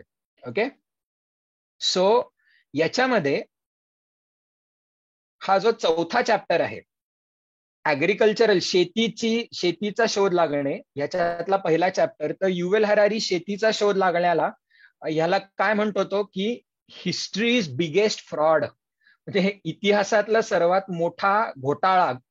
फ्रॉड म्हणजे काय, तर मानवजातीने शेतीचा शोध लावणे. ओके, आणि इकडे हा जो एक महत्वाचा इथे मुद्दा मी टाईप केलेला आहे, तो म्हणजे काय, की शेतीचा शोध लागण्याच्या आधी मानवजात ही भटकी जमात होती शेकडो वर्षांसाठी. हे पहिलंच वाक्य मी डायरेक्टली पुस्तकातनं कॉपी पेस्ट केलेलं आहे. इथे तुम्हाला वाचता येत असेल की for 2.5 million years humans fed themselves by gathering plants and hunting animals that lived and bred without their intervention. हे 2.5 म्हणजे मला वाटतं 25 लाख वर्षांसाठी मानवजात ही भटकी जमात होती, हंटिंग आणि गॅदरिंग वर डिपेंडंट होती, आणि जगू शकलो ना इतकी वर्ष, मानव काय एक्सटिंक्ट तर नाही झाली. मग शेतीचा शोध लागल्याने ऍक्च्युली ह्याच्या मुद्द्यामध्ये सगळं, हा जो मी झूम इन जर केलं तर इथे सगळा जो मुद्दा लेखक मानतोय की मुळामध्ये शेतीचा शोध लागल्यानंतर जे मानवजातीचं जीवन बनत गेलं ते उलट जास्ती कडक बनत गेलं. आपल्याकडे स्वातंत्र्य कमी झालं. उदाहरणार्थ भूकबळीची समस्या, तर आर्किओलॉजीने हे प्रूव्ह केलेलं आहे की हंटर गॅदरर्स हे भुकेनी मरण्याचं प्रमाण फार कमी होतं. त्यांना काही ना काहीतरी तरी त्यांना मिळायचं खायला. शेतीचा शोध लागल्यावर जर पाऊस आला किंवा दुष्काळ पडला तर काही उरायचंच नाही खायला, आणि भुकेनी माणसं मरायची. ओके, तर हे वाचताना मला लक्षात आलं की, आणि मग पुढे सगळा तोच मुद्दा मांडलेला आहे की तेव्हा काय, तेव्हाच्या मानवजातीला हे कळत नव्हतं का की आपण एक चांगलं जीवन सोडून एका जास्ती कष्टाच्या जीवनाकडे जातोय. तर ते सगळं वाचताना, आता त्या पुस्तकाच्या विषयांमध्ये मी आता जाणार नाही, पण माझ्या मनामध्ये एक लिंक पेटली. काय, मी ह्या फाउंडेशन कोर्समध्येच एक मी विषय शिकवतो, प्रॉब्लेम सॉल्व्हिंग आणि डिसिजन मेकिंग.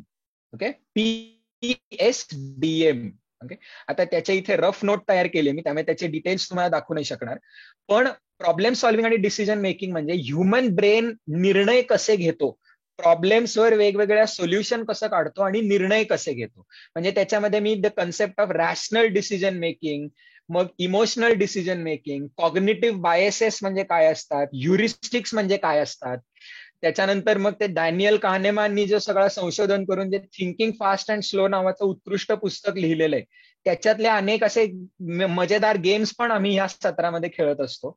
पण मला हे पुस्तक वाचताना लक्षात आलं की मी प्रॉब्लेम सॉल्व्हिंग डिसिजन मेकिंग मध्ये एक महत्वाचा मुद्दा विद्यार्थ्यांना शिकवतो की तुम्ही आयुष्यात कुठलाही निर्णय घेतलात तरी त्याला पॉझिटिव्ह साईड असणारे आणि निगेटिव्ह साईड असणारे. आणि आपण निर्णय घेताना महत्वाची चूक काय करतो की आपण एकतर फक्त पॉझिटिव्ह गोष्टींकडे बघतो किंवा फक्त निगेटिव्ह गोष्टींकडे बघतो. रॅशनल डिसिजन मेकिंग म्हणजे तुम्हाला दोन्ही बघून एकमेकाशी त्याची तुलना करून तुम्हाला मग निर्णय घेता यायला पाहिजे. ओके, आणि हे माझ्या मनामध्ये ऑलरेडी होतं. काय म्हणजे ह्याला मग कॉस्ट बेनिफिट अनालिसिस म्हणतात, रिस्क रिवॉर्ड अनालिसिस म्हणतात, संक कॉस्ट फॅलेसी म्हणतात वगैरे. हे सगळ्या ज्या गोष्टी असतात की नाण्याच्या दोन्ही बाजूंची तुलना करा आणि मग निर्णय, हा मॉरल ऑफ द स्टोरी आहे. तर मला एक इंटरेस्टिंग गोष्ट हे जाणवताना हे वाचताना जाणवली की अरे, आपण फाउंडेशनवर जेव्हा लेक्चर घेतो तेव्हा विद्यार्थ्यांना असं काहीतरी एकदम डोकं फिरवणारं आणि काहीतरी असं वेगळाच पर्स्पेक्टिव्ह देणारं, तर खरंच विचार करा रे की आपल्या वैयक्तिक जीवनामध्ये आपण फक्त पॉझिटिव्ह गोष्टींकडे बघून जेव्हा निर्णय घेतो आणि निगेटिव्ह गोष्टींकडे दुर्लक्ष करतो, तेव्हा अनेक वेळेला आपण जेव्हा घेतलेल्या निर्णयावर पछतावतो तेव्हा आपल्याला तेच जाणवतं की अरे, मी ह्या निर्णयाची डाऊन साईड, नाण्याची दुसरी बाजू तपासलीच नाही की. आणि मग विचार करा की मानव जातीने जेव्हा शेतीचा शोध लावला तेव्हा हा म्हणजे मानव जातीने एक 12,000 वर्षांपूर्वी एकत्रित घेतलेला तशा अर्थाने निर्णयच आहे की. आणि मग मानवजातीने विचार केला नाही करे की ह्या निर्णयाचे कॉन्सिक्वेन्सेस काय आहेत, what are the cost and what are the benefits, positive काय नेगेटिव्ह काय. सो मला हा विचार सुचला आणि मला वाटलं की हा जो मुद्दा आहे हा माझ्या पीएचडीएमच्या नोट्सशी मला कनेक्ट करून ठेवायचा आहे. सो इकडे जे मी तुम्हाला लिंक इन्सर्ट केलेली दिसते, तुम्हाला कुठलीही नोट तुमच्या दुसऱ्या कुठल्याही नोटशी लिंक करता येते अशा ह्या सगळ्या प्रकारच्या ऍप्समध्ये. माझ्या ऍपमध्ये त्याचा शॉर्टकट आहे की 2 स्क्वेअर ब्रॅकेट्स ओपन करायचे आणि त्या दुसऱ्या ह्याचं नाव टाईप करायला लागायचं. ओके, सो इकडे मग तो खालती सगळे ऑप्शन्स दाखवतोय. मी हॅशटॅग टाईप करायचा राहिला. ओपन ब्रॅकेट्स केलं तर इकडे तुम्हाला तो टॉपिक दिसतोय, त्याच्याशी कनेक्ट झाला तो. ओके, आणि ही लिंक मी ऑलरेडी वर एस्टॅब्लिश करून ठेवलेली आहे. सो ही काय झाली, ही युनिडायरेक्शनल लिंक झाली. माझ्या ह्या नोटपासनं माझ्या जुन्या नोटला मी लिंक एस्टॅब्लिश केली. पण आता म्हणजे ह्याचा फायदा काय होतो माहितीये का, की आपण जे वेगळ्या वेगळ्या सगळ्या गोष्टी वाचत असतो त्याचे आपले एकमेकाशी जे लिंक सारख्या जोडल्या जात असतात, ह्याला मी कदाचित, मला आता ह्याच्यामध्ये माझ्या ऍपमध्ये ना युपीएससीचे नोट्स नाही आहेत, पण विचार करा एखादा अँथ्रोपॉलॉजी ऑप्शनल असलेला माणूस, त्याला मला माझ्या मेन्सच्या उत्तरामध्ये हे उदाहरण फार छान देता येईल रे. मग कदाचित तो खालती इकडे लिंक टाकेल आणि त्याच्या ज्या अँथ्रोपॉलॉजीच्या नोट्स आहेत त्याच्याशी तो लिंक करेल. आता अर्थात माझ्या नोट्समध्ये अँथ्रोपॉलॉजी असं काही नाहीच आहे म्हणून, पण वेगळं आपण वेगवेगळ्या वेळांना जे काही वाचतो ते अशा एका कॉमन ठिकाणी आणायचं आणि त्याच्यातले एकमेकातले धागेदोरे एकमेकाशी जोडायचे. आणि मग तुम्हाला लक्षात येईल की हे जे एकमेकाशी, मी सुरुवातीला तुम्हाला जे म्हटलं ना, एक विषय समजणे म्हणजे नक्की काय, की तुम्हाला त्या विषयाचं एक मेंटल मॉडेल मनामध्ये तयार झालं पाहिजे आणि तो विषय वेगळ्या विषयांशी कसा जुळतो असे त्यातले जे लिंकेजेस आहेत ते एकमेकाशी जोडता आले पाहिजेत, तरच तुमच्या आतली प्रतिभा उफाळून येते. नुसतं तुम्ही भरपूर ज्ञान मिळवलं, फाउंडेशनमध्ये सर सगळ्यांना सांगत असतात की तुमच्या क्षेत्रामधले जीनियस बना. जीनियस म्हणजे काय, आमच्या अधिष्ठान मालिकेमध्ये त्या सरांचं एक व्याख्यानच असतं, ह्याच्यावर व्याख्यानाचं नाव असतं जीनियसची जोपासना. सर जीनियसचा फॉर्म्युला काय देतात, excellence into creativity into bracket raise to N. Okay, म्हणजे काय की एक तुमच्या क्षेत्रामध्ये तुम्हाला जीनियस व्हायचं असेल तर you have to be excellent, म्हणजे त्या क्षेत्रातलं जे अस्तित्वात असलेलं ज्ञान आहे त्यात सगळ्याचे तुम्ही बाप असायला पाहिजे. पण नुसतं तेवढ्यावर चालत नाही, तर तुम्हाला काहीतरी त्या क्षेत्रामध्ये नवीन योगदान देता यायला हवं. म्हणजे you have to be creative. उत्तमता आणि प्रतिभा असं मनामध्ये येतं. उत्तमता गुणिले प्रतिभा, एक्सिलन्स मल्टिप्लाइड बाय क्रिएटिव्हिटी. आणि ते रेज टू एन म्हणजे काय, की हे चक्र आहे, आयुष्यभर चालू राहतं. त्याला असं कधी तुम्ही गाठलं, एक जीनियसची पातळी गाठली आणि झालं, संपलं, असं कधी होत नाही. पण हे जे क्रिएटिव्हिटी आहे, म्हणजे फाउंडेशनमध्ये एक महत्वाचा मॉड्यूलच असतं क्रिएटिव्हिटी डेव्हलपमेंट, प्रतिभा विकसन. माणसाचा मेंदू नवीन नवीन विचार कसे काढतो हे ह्याच्या मागचं शास्त्र शिकवलं जातं. पण नोट्स मेकिंग आणि क्रिएटिव्हिटी ह्याची आपण एकमेकाशी लिंक कशी लावू शकतो, की मी आतापर्यंत जे काही शिकलेलो आहे आणि हे जे नवीन शिकतोय आता त्याची एकमेकामध्ये लिंक कशी जोडू शकतो मी.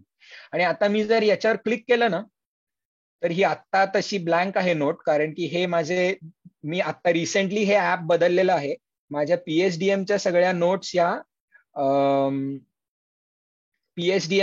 नोट्स या माझ्या दुसऱ्या ऍपमध्ये असतात.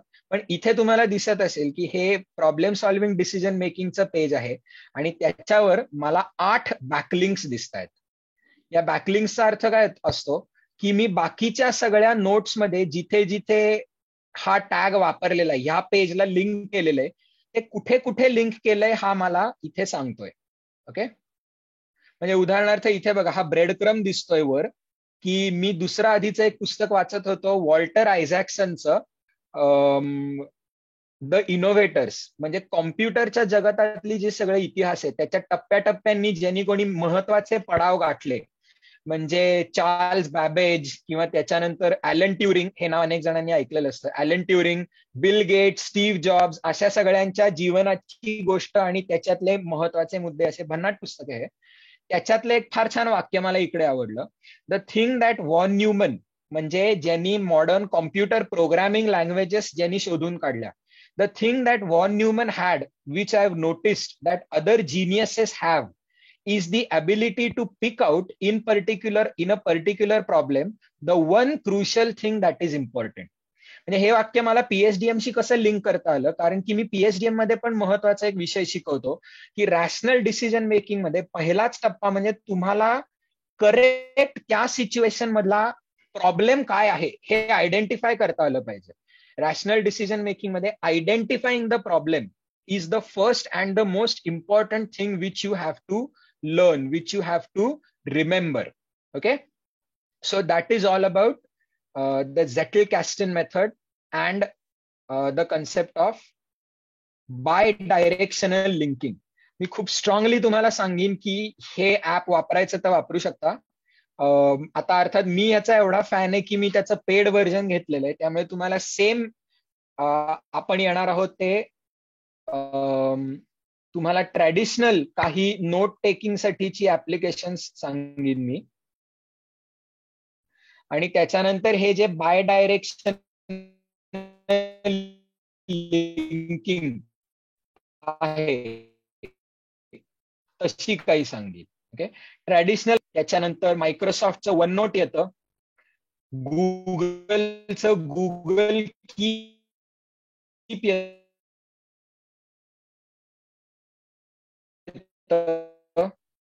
अगदी स्ट्रेट फॉरवर्ड आणि सिम्पल. आणि फार आयफोनचे फॅन्स असाल तर ऍपल नोट्स पण येतं. हे जस्ट जगातली सर्वात पॉप्युलर ऍप्स मी इथे टाकतो, याच्यापेक्षा शेकडो अजून खूप आहेतच. ओके, आणि हे जे, आणि मी आपण फॉर्च्युनेटली ह्या जगतामध्ये आता जे राहतोय ते लकी आहोत आपण असं का म्हणतोय, कारण की ही जी बाय डायरेक्शनल लिंकिंग ही कन्सेप्ट आहे ही गेल्या अक्षरशः 1-2 वर्षांमध्येच ह्या प्रकारचे ऍप्स खूप फेमस झालेले आहेत. ओके, आय एम सॉरी, आज तुम्हाला थोडंसं साऊंड ब्रेकशी टॉलरेट ते करावंच लागणार आहे. माझं आज ते सगळ्या तौतकेमुळे नेट तसं काही फार चांगलं चालतंय असं मला वाटत नाहीये. ओके, आय होप मधनच थोडासा फ्लक्च्युएट होतोय, अदरवाईज मला इथे पार्टिसिपंट लेवल तशी बऱ्यापैकी युनिफॉर्म राहिलेली दिसते, त्यामुळे आय डोंट थिंक सो की फार प्रॉब्लेम येत असावा. सो एनिवेज, मी हा जो मुद्दा सांगत होतो बाय डायरेक्शनल लिंकिंग, ओके, हे गेल्या 1-2-3 वर्षांमध्येच या प्रकारची ऍप्स खूप जास्ती पॉप्युलर झालेली आहेत. ओके, यातलं जगातलं सर्वात फेमस ऍप म्हणजे रोम रिसर्च म्हणून आहे. ऑलरेडी तुम्हाला सांगतो की हे आपल्याला परवडणाऱ्यातला ऍप नाहीये. काय $15 दर महिन्याला भरावे लागतात आणि ते रुपयांमध्ये घेतच नाहीत आणि फ्री व्हर्जन अवेलेबल नाही. सो हा पण विसरूनच जाऊ शकतो. दुसरं ह्याच्यातलं एक फेमस ऍप आहे नोशन. ओके, हे मी पण वापरलेलं आहे, उत्तम ऍप आहे, पण ते आता अनेक कारणांनी मी सोडून दिलं. माझं जे ऍप वापरतोय आता मी ते म्हणजे वर्क फ्लोई. खूप छान आहे, मला पर्सनली खूप आवडतं. ह्याच्याशीच रिलेटेड सिमिलर दुसरं येतं डायनालिस्ट. हे सगळे तुम्ही ऑन युअर ओन एक्सप्लोअर करू शकता. आणि 2 पासून पुढची सगळी फ्री व्हर्जन अवेलेबल आहेत, मोबाईलवर पण आहेत, अँड्रॉइड आणि कॉम्प्युटरवर पण आहेत, वापरू शकता तुम्ही. आणि शेवटचं येतं ते म्हणजे रेम नोट. आणि एक 6वं पण तुम्हाला सांगून ठेवतो, ते मोबाईलवर अवेलेबल नाही, फक्त कॉम्प्युटरवर अवेलेबल आहे, ऑब्सिडियन. ओके, गेल्या 3-4 वर्षांमध्ये ही सगळी ऍप्स प्रचंड प्रमाणामध्ये फेमस झालेली आहेत. सो जरूर ह्याच्यातलं कुठलं तरी तुम्ही वापरू शकता.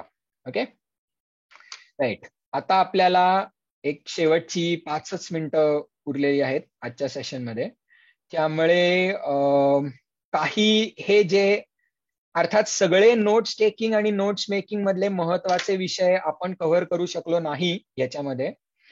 महत्वाचे जे सर्वात क्रुशल आहेत मला वाटलं तेच सगळे कव्हर केले. पण अर्थात कुठल्याही प्रकारचा तुम्हाला प्रश्न असला, डाऊट्स असले कुठलेही, कशाबद्दलचेही असले तरी जरूर मला तुम्ही विचारू शकता. इकडे मी माझा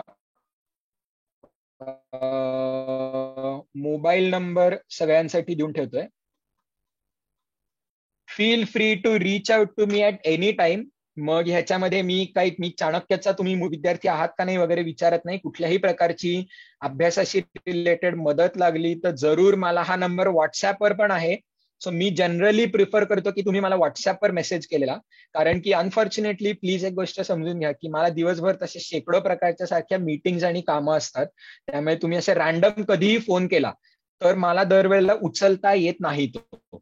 आणि मला मग ते वाईट वाटतं की कोणाचा तरी विद्यार्थ्याचा फोन वाजतोय खरं, पण आपण तो उचलू शकत नाही आता. आणि दरवेळेला मला कॉल रिटर्न करायला वेळ होत नाही. सो मी स्टुडंट्सना रिक्वेस्ट करतो की मला जे काही तुम्हाला म्हणायचे ते व्हॉट्सअपवर पाठवा. ती व्हॉइस नोट पाठवा. तुम्ही काही वेळेला आपल्याला काहीतरी एक्सप्रेस करायचं असलं तर ते टाईप करा, कंटाळा येतो आपल्या सगळ्यांना. सो व्हॉइस नोट पाठवू शकता तुम्ही. It is my 100% guarantee to you that I will reply to your messages. कधीही मी कुठलाही मेसेज सोडत नाही.